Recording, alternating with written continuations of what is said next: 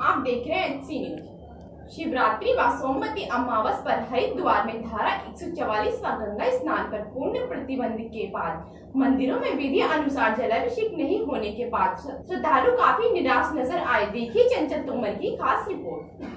शिवरात्रि का महापर्व और सोमवती अमावस पर जिस तरह इस बार हरिद्वार में भक्तगण ना तो विधि अनुसार भगवान शिव को जलाभिषेक कर पाए हैं और ना ही सोमवती अमावस पर गंगा स्नान कर पाए हैं, इसके बाद कहीं ना कहीं श्रद्धालुओं में इसको लेकर मायूसी दिखाई दी है। कोरोना महामारी के बाद जिस तरह हरिद्वार प्रशासन ने जिले में शिवरात्रि व सोमवती अमावस को लेकर एहतियात के तौर पर धारा 144 की और गंगा स्नान पर पूरी तरह से प्रतिबंध लगाया है, उसके बाद कई श्रद्धालु विधि अनुसार जलाभिषेक नहीं कर पाए और सोमवती अमावस पर गंगा स्नान भी नहीं कर पाए, जिसके चलते भक्तों में इस बार मायूसी है। सावन में जिस तरह हरिद्वार में श्रद्धालुओं की भीड़ रहती थी, उससे पता चलता है कि भगवान शंकर के प्रति लोगों की किस प्रकार आस्था है। इसको लेकर हरिद्वार के जिला अधिकारी श्री रविशंकर ने बताया कि कोरोना के चलते हमने 19 और 20 तारीख को प्रदेश सरकार के साथ धर्मनगरी हरिद्वार में भी पूर्ण प्रतिबंध लगा दिया है। इसके चलते इन दोनों दिनों में शिवरात्रि का महापर्व और अगले दिन अमावस्या का स्नान भी पड़ रहा है, जिसको लेकर हमने जहां मंदिरों में प्रतिबंध लगाया है, वहीं हरिद्वार में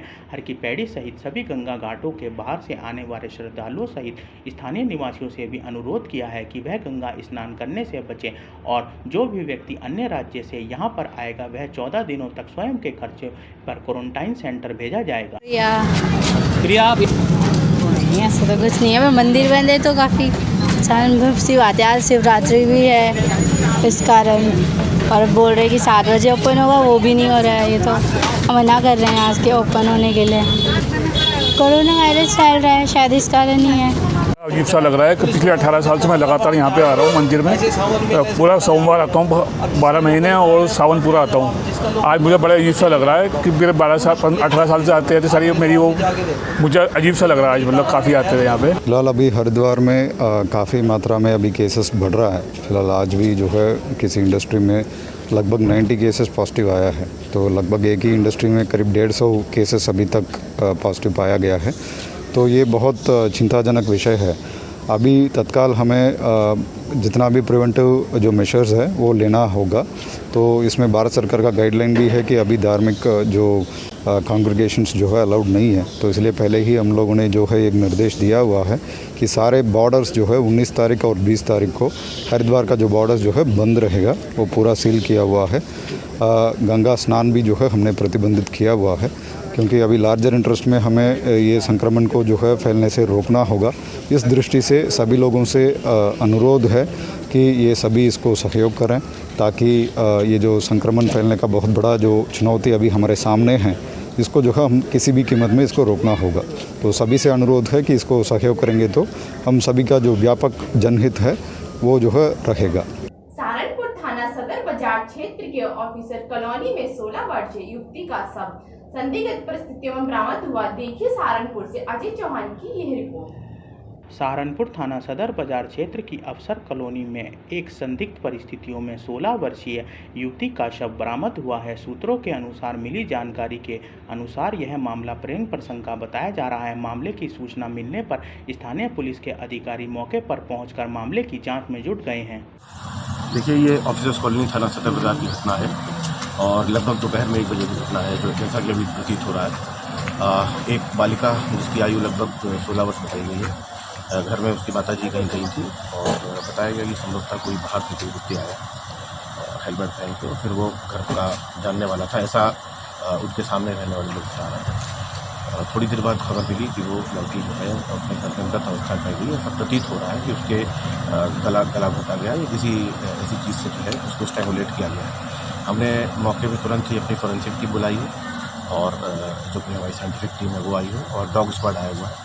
इस समय तमाम जो प्रारंभिक रूप से जो है जानकारी करने का प्रयास किया जा रहा है। इनके परिवार से जो तहरीर प्राप्त होती है तुरंत ही उसमें समुचित धाराओं में करेंगे और इस घटना का जो है पोस्टमार्टम पंचायत हमारी करा करके और हमारा पहला जो ध्येय है घटना को किसने किया इसका अनावरण करना, किस व्यक्ति के द्वारा ये जगह निर्धारित किया गया उसको।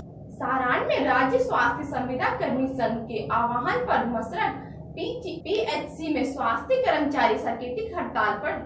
देखिए सारण से राजेश कुमार की यह रिपोर्ट। सारण बिहार राज्य स्वास्थ्य सविता कर्मी संघ के आह्वान पर सोमवार को मशरक पीएचसी में स्वास्थ्य कर्मचारी सांकेतिक हड़ताल पर चले गए।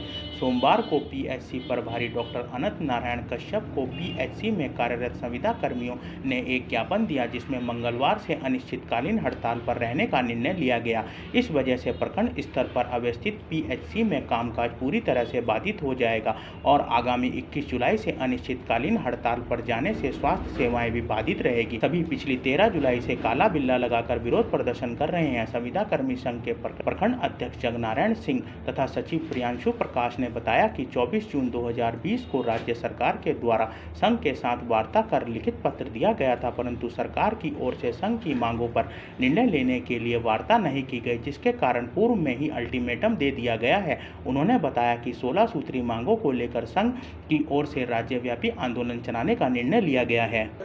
संविदा कर्मी सारे हम लोग आज हड़ताल पे हैं, जिसमें ब्लॉक स्तरीय हम लोग आज सांकेतिक हड़ताल का ज्ञापन MOIC महोदय को दिए हैं और इसके बाद जैसा हमारे संघ का गाइडलाइन दिशा निर्देश वहाँ से आएगा, उस हिसाब से हम आगे अपना हम लोग ये हड़ताल जारी रखेंगे। सरकार से हम लोग 16 सूत्री मांग को लेकर के हड़ताल किए हैं। 16 सूत्री हम लोग का मांग हो और नियोजन को हटा करके हम लोग को नियुक्ति में कन्वर्ट किया जाए, नियुक्ति किया जाए। और आज हम लोग सांकेतिक हड़ताल पे हैं, कल से हम लोग पूर्ण रूप से हड़ताल पर चले जाएंगे, जिसमें हम लोग अपना BPMO का सारा कार्य बाधित करेंगे।